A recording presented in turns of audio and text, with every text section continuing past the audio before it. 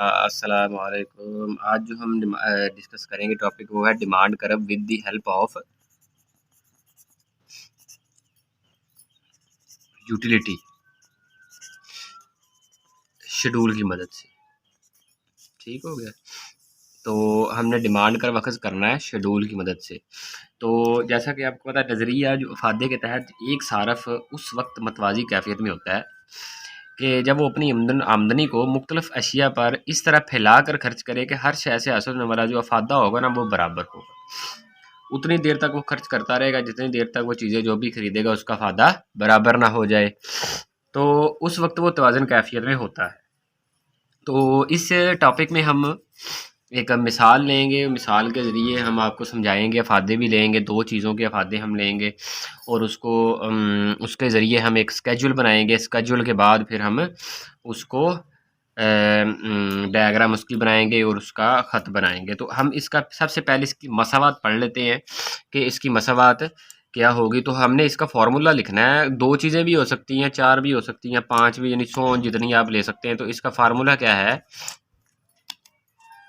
यानी कि इसको मसावात कह सकते हैं आप।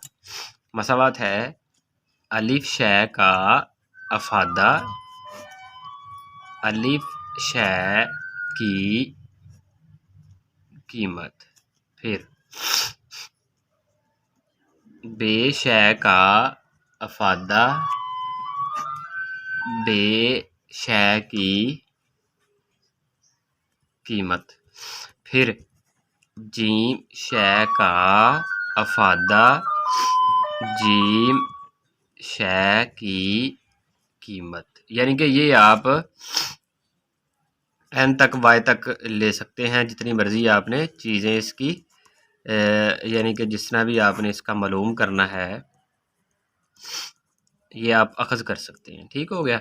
अच्छा, तो ये तो होगी इसकी फार्मूला। इसको आप ऐसे भी लिख सकते हैं, M U A over P A, M U B over P B, M U C over P C, और ये जाएगा M U N P N. ठीक हो गया।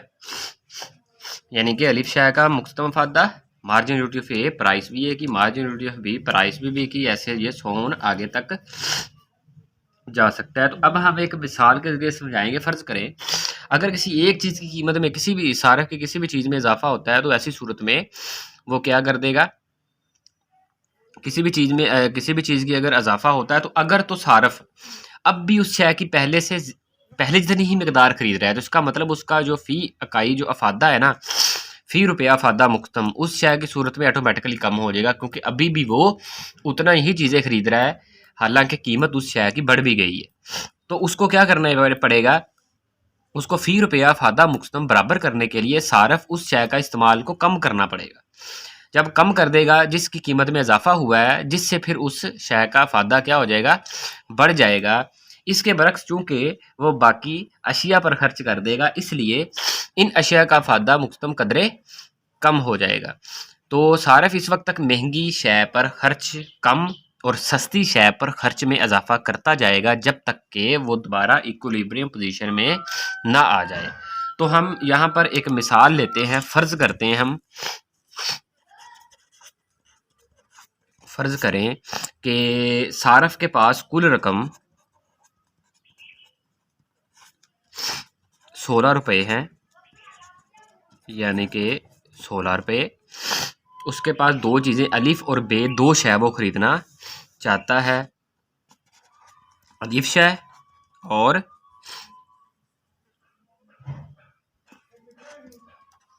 बे शय ख़रीदना चाहता है।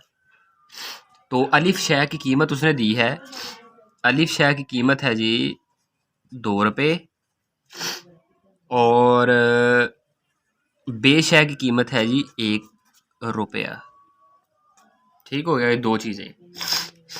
अच्छा, अब हम इसका बनाएंगे स्केड्यूल। अब ये स्केड्यूल जो बनाना है ये आपको ऐसे ही बनाना पड़ेगा, ये अपनी मर्जी से हम नहीं लिख सकते क्योंकि हमने दो चीज़ें हमने लेनी है। कौन कौन सी, एक तो अलीफ शय, दूसरे नंबर पर हो गया जी बेशय लेनी है हमने।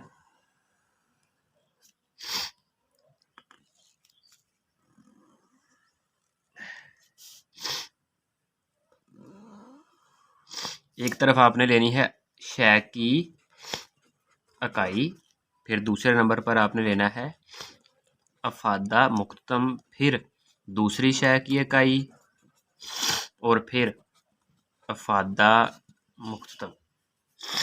ये आपको ऐसे लिखने पड़ेंगे, इसको चेंज नहीं हम कर सकते। शय की इकाइयाँ कितनी है हमारे पास? 3 4 5 6 7, 7 लिख लें। अफादा मुक्तम कितना है? 40 35। ये कम कैसे होगा? क्योंकि हमने पहले पढ़ा हुआ है कि ये कम ही होगा, हम इसको बढ़ाकर नहीं लिख सकते, क्योंकि हमने पढ़ा हुआ है law of diminishing marginal utility, हमने पहले पढ़ा हुआ है। उसमें हम ये लिख हमने पढ़ा था कि ये कम क्यों करते हैं। ठीक है, तो अगर यदि इसकी नहीं समझ आई तो वो आप मेरा टॉपिक देख सकते हैं मेरे चैनल में आगे। 1 2 3 4 5 6 7 30 26 22 18 14 10 और 6। तो ये मैंने ले लिया, हमने इसकी इकाई ले ली और इस साथ में दोनों चीज़ों के हमने ले लिए मुक्तम, क्या उसको बोलते हैं, अफादे ले लिए। ठीक है, अब मैं इसको करने लगा हूँ हल। तो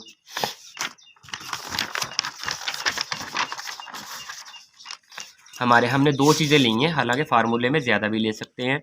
तो कौन कौन सी ली है? हमने कहा था कि अलिफ शय का अफादा, अलिफ शय की कीमत,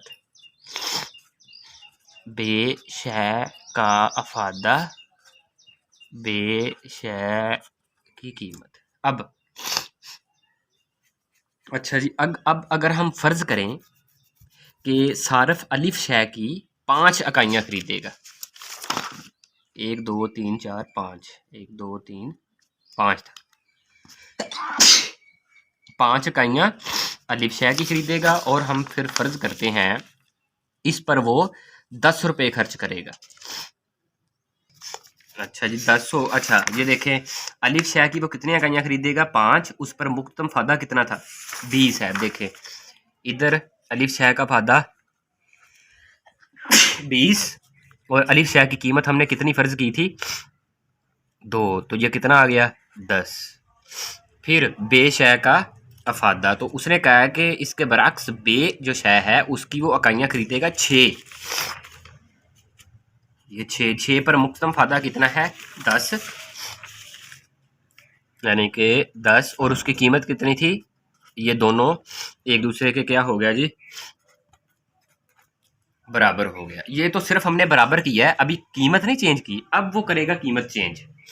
अब वो इन दोनों में से एक की कीमत थी 2 रुपये, एक की कीमत थी 1 रुपया। अब इन दोनों में से वो क्या करेगा? किसी एक चीज की कीमत को बढ़ाएगा, यानी कि उसने अब फर्ज करें कि अलिफ शय की कीमत 2 रुपये से बढ़कर उसने कर दी 2.5 रुपये, और इस कीमत पर सारिफ अलिफ शय की 5 इकाइयाँ खरीदे, तो अलिफ शय का फी रुपया अफादा मुक्तम कैसा होगा, कितना होगा? क्योंकि जब उसके पास 2 रुपये थे तो उसने 5 इकाइयाँ खरीदी थी, उसका फायदा 20 था और उसका फायदा जो उसको हासिल हो रहा था 10 था। लेकिन अब उसने कहा कि अब उसने कीमत को बढ़ा दिया, कितने रुपए कर दिया है?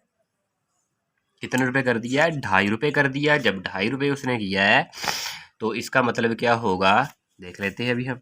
कीमत 2 से बढ़कर 2 से ही 1/2 कर दी उसने। अब देखें, इकाइयाँ 5 उसने खरीदी हैं, तो 2 से ही 1/2। इसको हम हल करेंगे तो कितना बन जाएगा? 20। 4/2 2 4 1 5, 4/2, 2 2 4 और 1 5, 5 ये 2 आ गया। अब जब इसको हल करते हैं तो ये 2/5 ज़रब 20, ये आ गया जी,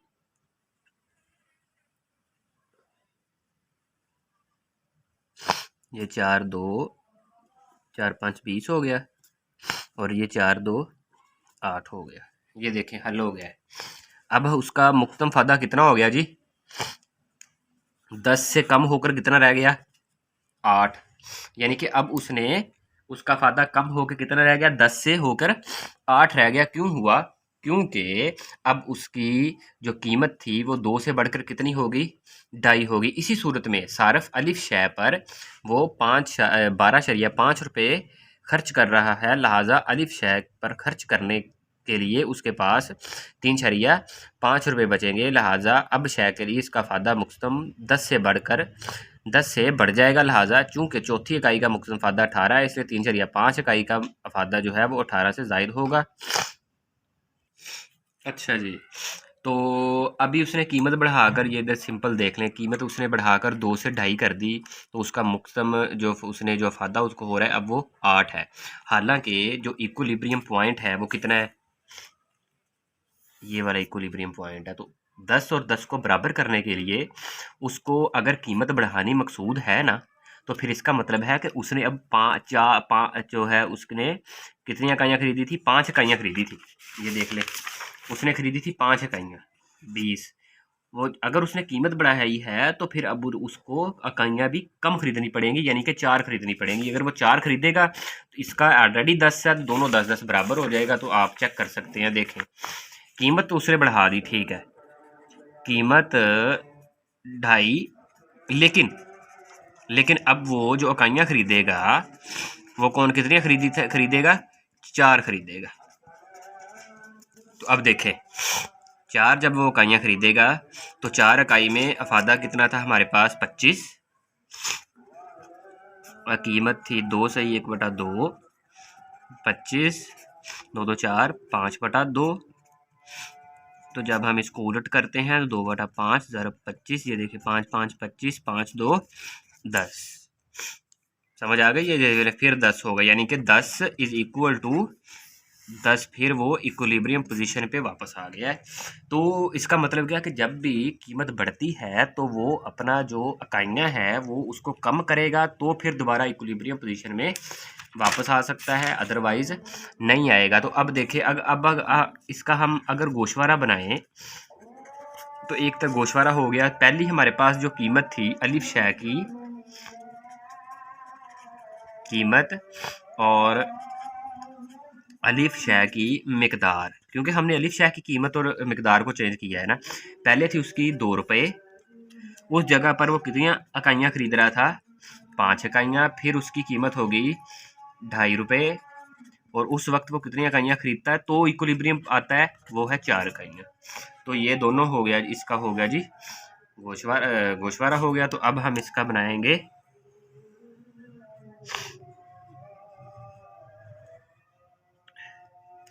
डायग्राम। इधर क्वांटिटी, इधर प्राइस।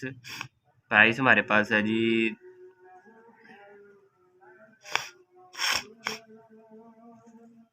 मिकदार हमारे पास है 1 2 3 4 5, 1 2 3 4 5, और यह है 1 2 3 4 5, इधर भी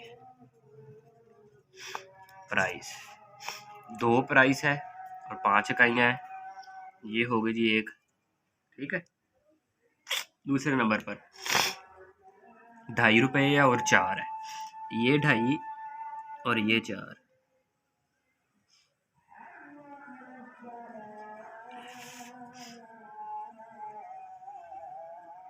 तो ये हो गया जी इसका डिमांड करो, जो कि नेगेटिव स्लोप है, और ये अफादे की मदद से विद यूटिलिटी। तो मुझे उम्मीद है कि इस टॉपिक की आपको समझ आई होगी। अगर नहीं आई तो आप मुझसे कमेंट में पूछ सकते हैं। कोई भी क्वेश्चन अगर समझ नहीं आ रहा है तो प्लीज़ मेरे चैनल को सब्सक्राइब करें और बेल आइकन को लाजमी दबा दें। खुदा हाफिज़, शुक्रिया।